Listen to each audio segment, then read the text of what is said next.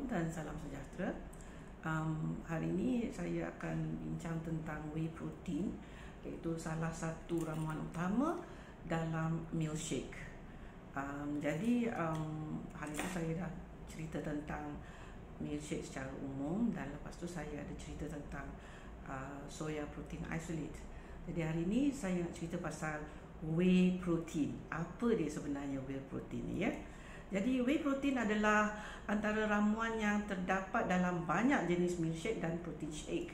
Dia adalah bahagian protein yang terkandung dalam whey. Apa dia whey? Whey adalah bahagian cecair yang bila kita buat cheese kan, lepas tu ada bahagian yang cecair susu tu yang akan mengandungi whey protein. Okey, dia ada jadi bila yang cheese tu dia akan ada casein protein. Casein tu dia akan jadi cheese. Jadi bahagian yang tak jadi cheese tu dia dalam cecair tu adalah whey protein. Jadi whey protein ini adalah protein yang bermutu tinggi dan mengandungi semua. Dia mengandungi profil asid amino yang lengkap. Ya, kita dah bagi tahu soya protein isolate dia punya profil protein asid amino lengkap. Begitu juga whey protein, dia ada profil asid amino yang lengkap. Okey, jadi dia juga mudah diserap. Dan dia mudah diserap berbanding dengan protein lain. Protein yang namanya protein daripada macam kalau kita makan daging ke ayam tu semua protein, ada bahagian protein dia. Tetapi tu lebih susah untuk diserap oleh badan. Tetapi bila whey protein, dia sudah dalam bentuk yang paling mudah untuk serap. Okey? Jadi maknanya kalau kita nak kaji lah, whey protein ni adalah sumber protein yang terbaik. Okey? Jadi dalam pasaran ada terdapat 3 jenis whey protein, iaitu satu adalah whey protein concentrate, nombor 2 adalah whey protein isolate, dan nombor 3 adalah whey protein hydrolysate.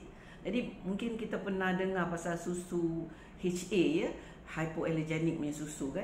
Kalau kita tengok pada ingredient dia akan ada whey protein hydrolysate. Kenapa? Sebab orang yang halah dia perlu ambil yang hydrolysate, sebab nanti kita tengok apa sebab dia kemudian, ya. Okey. Jadi khasiat, saya rumuskan balik khasiat, ya. Tinggi mutu nutrisi, antara sumber protein yang baik, mudah hazam dan senang serap. Okey. Jadi antara manfaat yang pernah dikaji. Jadi saya memang ni video ringkas, jadi saya tidak akan quote sumber-sumber. Tapi kalau you nak cari, bolehlah buat Google dan cari, ya. Apa antara khasiat-khasiat whey protein ni? Satu ialah dia boleh dia boleh turunkan tekanan darah. Maknanya dia bukan ubat darah tinggi, ya. Dia ada mekanisme, dia ada enzim-enzim yang membantu badan untuk menstabilkan dan merendahkan tekanan darah yang terlalu tinggi. Tapi jangan pula makan whey protein ganti ubat darah tinggi, ya. Memang tak boleh lah buat macam tu kan. Dia membantu tetapi bukan dia rawatan. Okey, dia boleh juga kurangkan kadar gula dalam orang yang ada kadar gula yang tinggi, iaitu orang yang ada diabetes mellitus, kencing manis. Jadi cara yang whey protein lakukan ialah dia ada pengaruh atas insulin, dan dia juga ada pengaruh atas orang yang insulin resistant. Insulin dalam badan bukan tak mencukupi, cukup, tetapi sel pula macam tak boleh nak respon kepada insulin tu. Jadi dia ada pengaruh atas orang yang insulin resistant, which is banyak kes diabetes type 2. Jadi orang kita memang banyak juga yang dapat insulin resistance, ya. Okey, ini menyebabkan berat badan senang naik, senang gemuk, dan of course lah kencing manis dan sebagainya lah, metabolic syndrome dan sebagainya. Jadi dia juga berguna untuk kurangkan radang dalam badan. Jadi kalau kita nak tahu radang dalam badan tu, kalau kita nak buat ujian darah, kita akan cek C-reactive protein, dan C-reactive protein ni tinggi dalam badan orang-orang yang ada radang. Dan antara ukuran-ukuran yang kita guna nak tengok orang tu macam ada kemungkinan sakit jantung ke tidak, kita tengok dia punya C-reactive protein. Jadi kalau orang yang ada banyak allergies dan sebagainya, si reaktif protein dia akan lebih tinggi daripada kadar yang sepatutnya, dan whey protein telah didapati dia menurunkan kadar si reaktif protein. Okey, satu lagi yang dia boleh bantu adalah orang yang ada inflammatory bowel disease, colitis, yakni kulun ataupun usus besar radang. Orang yang ada colitis ni memang ramai. Ada yang irritable bowel, ada yang Crohn's, ada yang ulcerative. Tapi yang ulcerative ni kita jarang dengar. Tetapi setakat macam gluten intolerance ataupun irritable bowel, memang kalau di kalangan pesakit saya memang ramai jugalah yang ada radang di dalam usus. Jadi telah kajian telah menunjukkan kalau kita suplemen dengan whey protein, ada kemungkinan pesakit akan mendapat manfaat daripada ini, dan kadar radang dalam usus dia boleh berkurangan. Dan of course kalau you dah tengok ni semua, memang you akan agaklah bahawa dia akan ada pengaruh atas kadar kolesterol dalam badan.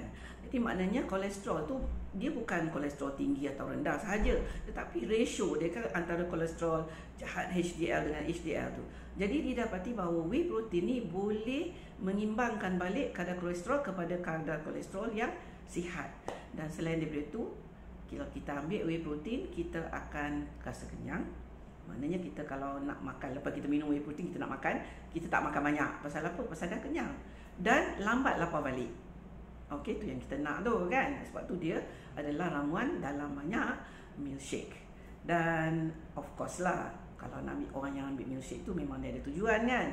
Dia nak boleh kurangkan berat badan. Jadi kalau awak tengok dekat kedai sports shop kan, memang ada banyak sangat rumusan-rumusan whey protein. Tetapi nanti bila saya sampai ke bahagian penambahan ke dalam protein shake atau milkshake, kita akan dapat tahu kebanyakan produk dalam pasaran yang ada whey protein, pening kepala ya, ada banyak bahan tambahan yang saya tak suka lah. Kalau ada orang yang makan yang dia rasa okey lah, tetapi additives yang ditambah tu tidak semuanya baik. Okey, apa pula kesan negatifnya? Oh, terlampau banyak kesan positifnya, ada ke tidak kesan negatif ni? Itu yang kita nak kena tengok. Jadi ada kesan negatif ya.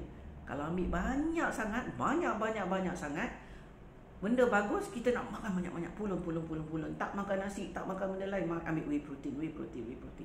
Tak boleh. Sebab kesan sampingan dia adalah kita akan dapat masalah penghazaman, loya, kembung, angin. Even to the extent dia akan menambahkan radang usus, dan kita boleh dapat darah dalam najis, dan juga jerit-berit. Satu, itu kalau orang tu tak ada alahan kepada protein susu dan tidak ada alahan pada laktosa. Sebab kita kena ingat, whey protein ada laktosa susu. Dan whey protein walaupun dia bukan jenis casein, dia tetap protein susu. Jadi kalau orang yang ada cow's milk allergy ataupun lactose intolerant, sebenarnya bila dia ambil whey protein, dia akan dapat simptom-simptom lactose intolerance, iaitu mungkin berak cair dan kembung, angin, dan peningkatan kepada allergies lah. Macam kalau dia eczema, lagi tambah eczema, dia pun boleh jadi mucus forming, jadi maknanya hingus sebanyak, bersin dan sebagainya. Jadi itu adalah orang yang kalau dia allergic kepada cow's milk protein ataupun dia ada lactose intolerance. Juga golongan orang sakit yang tidak boleh ambil banyak whey protein, maknanya dia boleh ambil tetapi mungkin kadar yang amat sedikit. Tapi bila amat sedikit, dia tidak akan ada manfaat yang kita sebut tadi kan.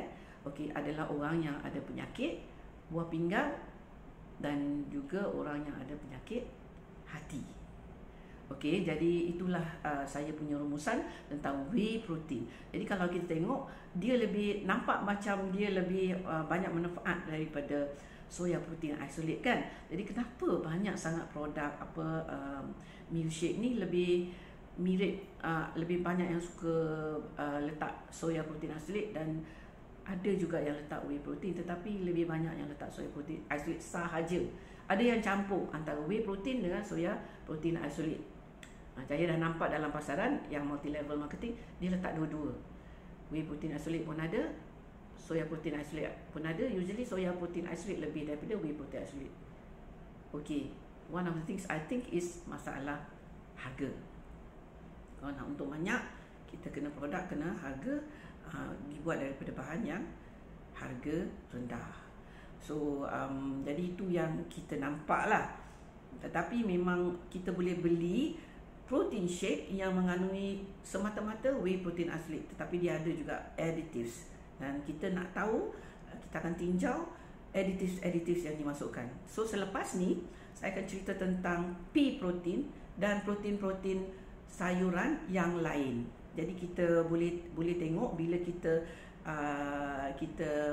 highlight kepada milkshake yang ada dalam pasaran, mungkin kita akan tengok kandungan dia banyak mana bahan soya protein asli diguna, whey protein, pea protein dan sebagainya. Okey, sekian dulu dari saya, sehingga jumpa lagi. Wabillahi taufiq wal hidayah. Wassalamualaikum warahmatullahi dan salam sejahtera.